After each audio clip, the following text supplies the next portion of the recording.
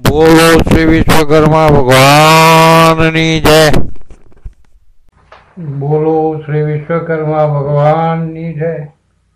આજે આપણે વિશ્વકર્મા પ્રભુના તેજોમય દિવ્ય સ્વરૂપ અંગે ધર્મ આધારિત વાતો કરીશું. ગત ધર્મ આધારિત સભામાં આપે વિશ્વકર્મા પ્રભુની ઉત્પત્તિ અંગે જાણકારી મેળવી હતી. યોગ માયા શક્તિ આદિનારાયણ ભગવાન, તેમની નાભીમાંથી કમળનું ઉત્પન્ન થવું, કમળ મધ્યે બ્રહ્માજીનું અસ્તિત્વ થવું, બ્રહ્માજીના અસ્તિત્વ પછી ચૌત્ર પંચ દિશામાં આકાશવાણી થતા વિશ્વકર્મા પ્રભુના 5 જુદા જુદા સ્વરૂપો અસ્તિત્વમાં આવ્યા. આવા શ્રી વિશ્વકર્મા પ્રભુના દિવ્ય તેજોસ્મય સ્વરૂપ અંગે આજે આપણે ધર્મ આધારિત માહિતી જોઈશું. આ અંગે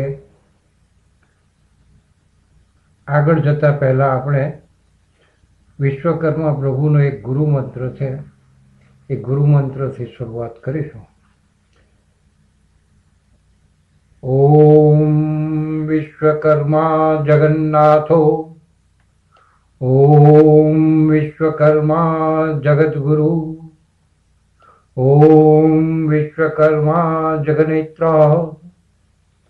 ઓમ વિશ્વકર્મા મિદં જગત.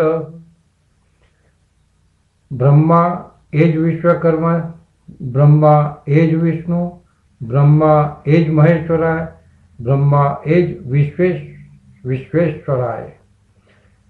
વિશ્વકર્મા પ્રભુ જગતગુરુ છે, વિશ્વકર્મા પ્રભુ જગન્નાથ છે, વિશ્વકર્મા પ્રભુ જ જગતનું પણ તેજ છે, વિશ્વકર્મા પ્રભુ જ સમસ્ત જગત છે. આ ગુરુમંત્ર મૂળ સ્તંભ આધારિત અમૂલ્ય પુસ્તકમાંથી આપણે મેળવ્યું છે. તેથી વિશ્વકર્મા પ્રભુ એ જગતગુરુ તરીકે પણ પૂજનીય છે, દેવોને પણ પૂજનીય છે. હવે વિશ્વકર્મા પ્રભુના દિવ્ય તેજસ્મય સ્વરૂપ અંગે થોડી જાણકારી મેળવીએ. વિશ્વકર્મા પ્રભુજીનું દૈદીપ્યમાન તેજોમય દિવ્ય સ્વરૂપ પ્રગટ થયેલ છે. આવા દિવ્ય તેજોમય સ્વરૂપ ધરાવતા વિરાટ વિશ્વકર્મા પ્રભુજી અતિ દિવ્ય સિંહાસન ઉપર બિરાજમાન છે. તેમના તેજસ્વી મસ્તક ઉપર અતિ શોભાયમાન દિવ્ય મુગટ ધારણ કરેલ છે. આ દિવ્ય મુગટમાં અમોલ રત્નો હીરાજડિત છે, જે અનેક પ્રકારના દ્રશ્યમાન કિરણો અને અદૃશ્યમાન કિરણોનો અનોખો સમન્વય કરી વિશ્વ બ્રહ્માંડના સર્જન વિસર્જન કાર્યને ચલાયમાન રાખી રહેલ છે. આવા દિવ્ય મુગટ ધારણ કરેલ આદિનારાયણ વિશ્વકર્મા પ્રભુજી દિવ્ય ત્રિનેત્ર ધરાવે છે. તેમના નેત્રોમાં અમીપણાની અનુભૂતિ તેમના દર્શન કરતા જ આપણને થાય છે. માનવદેહ જ્યારે વિશ્વકર્મા પ્રભુના તેજોમય દૈદીપ્યમાન સ્વરૂપનું દર્શન કરે છે ત્યારે તેનું અંતર્મન અંતર્હૃદય પણ પ્રફુલ્લિત થઈ જાય છે. આવા ત્રિનેત્ર દેવ આદિનારાયણ વિશ્વકર્મા પ્રભુજીનું ચતુર્ભુજ સ્વરૂપ અત્યંત દિવ્ય છે. 4 ભુજાઓ અત્યંત દૈદીપ્યમાન આપણને લાગે છે. તેમના પ્રત્યેક કર્મ સૃષ્ટિના સર્જન, સૃષ્ટિના ચલાયમાન, સૃષ્ટિના સંચાલનના પ્રેરક શક્તિઓ સમાયેલી છે. આવા આદિનારાયણ વિશ્વકર્મા પ્રભુજીના ચારે કર્મ એટલે કે ચારે હાથમાં જે દિવ્ય સાધનો ધારણ કરેલ છે તેની દિવ્ય શક્તિની સમજ હવે આપણે મેળવીએ.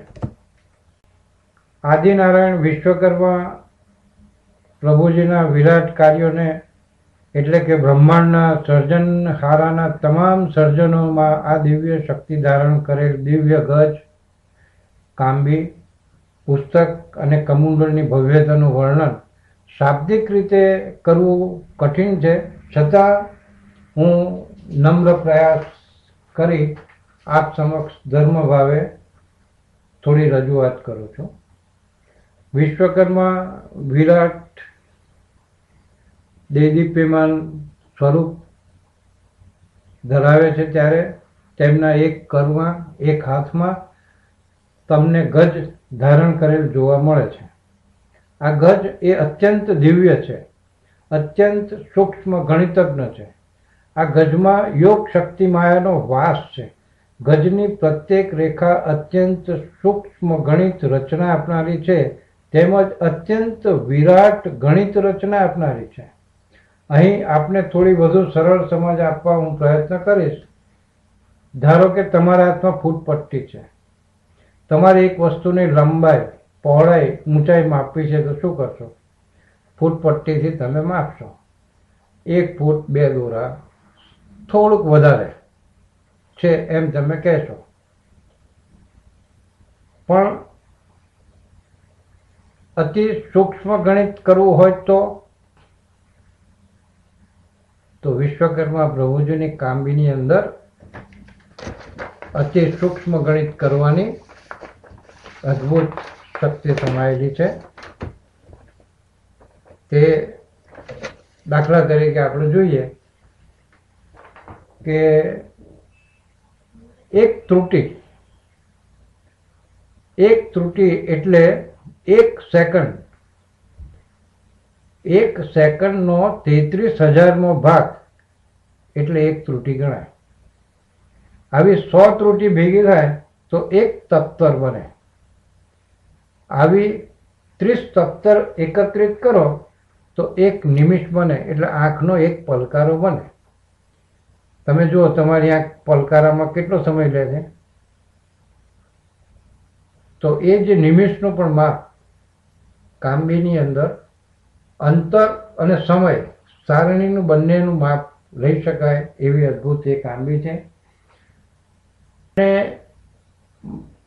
માપ બંનેનું સરળતાથી કામ કાંબીથી થાય. એમાં સમયની સારણીનું ગણિત આ નિમિષ આંખના પલકારાથી લઈને 1 મહાવર્ષ સુધીનું ગણિત સરળતાથી કરી શકાય છે. કોઈ પણ જાતની તકલીફ વગર કરી શકાય છે. 1 નિમિષ એવી 18 નિમિષ તમે ભેગી કરો તો 1 કાષ્ટ થાય. આવી 30 કાષ્ટ ભેગા કરો એટલે 1 કલા થાય. આવી 30 કલા ભેગી થાય એટલે 1 મુહૂર્ત થાય. આવા 30 મુહૂર્ત ભેગા થાય તો 1 અહર્નિશ મુહૂર્ત થાય. આવા 15 અહર્નિશ એટલે કે ભેગા થાય તો 1 કૃષ્ણ પક્ષ અથવા તો શુક્લ પક્ષ બને. અને આવા કૃષ્ણ અને શુક્લ પક્ષ 2 ભેગા થાય તો 1 માસ બને. 2 માસ, 1 ઋતુ, 3 ઋતુ એકત્રિત થાય તો 1 એન બને. અને આવા 2 યેન ભેગા થાય એટલે 1 વર્ષ બને. અને 1 વર્ષ આપણું એટલે દેવોનો 1 દિવસ ગણાય. આવા 4,32,000 વર્ષ તમે એકત્રિત કરો ત્યારે 1 કળિયુગ બને. હાલનો કળિયુગ 458મો કળિયુગ છે. આવા યુગ કળિયુગ, દ્વાપરયુગ, ત્રેતાયુગ, સતયુગ એકત્રિત કરો તો 1 યુગમાં બને. આવા 73 યુગમાં એકત્રિત થાય તો 1 મન્વંતર બને. આવા 14 મન્વંતર ભેગા થાય ત્યારે 1 કલ્પ બને. અને 365 કલ્પ આપણે જે 365 દિવસનું એક વર્ષ કહીએ છીએ એવા 365 કલ્પ એકત્રિત થાય એટલે બ્રહ્માજીનું એક વર્ષ થાય. બ્રહ્માજીના 100 વર્ષ તમે ગણો તો એક મહાવર્ષ થાય. હવે તમે અંદાજ લો કે કામ્બીનું સૂક્ષ્માતિ સૂક્ષ્મ ગણિત કરવાની શક્તિ કેટલી સરળતાથી સમાયેલી છે. આવું અદ્ભુત દિવ્ય સ્વરૂપ ધરાવતા વિશ્વકર્મા પ્રભુજીના કળકમળમાં કાંબી ધારણ કરેલ છે. આવા દિવ્ય સ્વરૂપ ધરાવતા વિરાટ આદિનારાયણ વિશ્વકર્મા પ્રભુજીના બીજા કરમાં સૂત્ર ધારણ કરેલ છે. આ સૂત્ર એટલે કે એક દિવ્ય પ્રકારનો તંતુ. સાદી પરિભાષામાં કહીએ તો દિવ્ય પ્રકારની દોરી. હવે તમારે અહીં સાદી સમજ વાપરવાની છે. તમે હાલ જે આસન ઉપર બેઠા છો અને જે આસન ઉપર બેસી વિશ્વકર્મા પ્રભુની કથાનું શ્રવણ કરી રહ્યા છો તે આસન 90 અંશથી ખસીને 60 અંશ ખૂણામાં ફરે તો તમે જે આસન ઉપર બેઠેલા છો એ આસન ઉપરથી પડી જશો. તમારું સંતુલન ખસી જશે. તમે ચાલતા હો અને તમારું બેલેન્સ જતું રહે તો પણ તમે પડી જશો. એટલે કે દરેક વસ્તુ સંતુલિત હશે તો સરળતાથી ચલાયમાન રહેશે. આ અત્યંત ગૂઢ રહસ્યને સરળતાથી ગોઠવવા વિરાટ વિશ્વકર્મા પ્રભુજીના કર્મમાં ધારણ કરાયેલ સૂત્રનું મહત્વ આપણે સમજવું પડશે. અને સમગ્ર સૃષ્ટિ બ્રહ્માંડ સતત ચલાયમાન છે છતાંય ઓળંબે છે એટલે સંતુલિત છે. હવે સમગ્ર બ્રહ્માંડની પ્રત્યેક ત્રુટિ પળ ક્ષણ આ સૂત્રોથી સંકળાયેલ છે. એક ક્ષણ પછી બીજી ક્ષણ, બીજી ક્ષણ પછી ત્રીજી ક્ષણ, ત્રીજી પછી ચોથી આવી અનેક ક્ષણો આ સૂત્રથી અત્યંત સાતત્યમાં સંકળાયેલ રહે છે. આ સૂત્ર એક કળીને બીજી પળને ત્રીજી પળ સાથે સાંકળી રાખે છે છતાંય પ્રત્યેક પળ પ્રત્યેક કળી સ્વતંત્ર છે છતાંય સંકળાયેલ છે.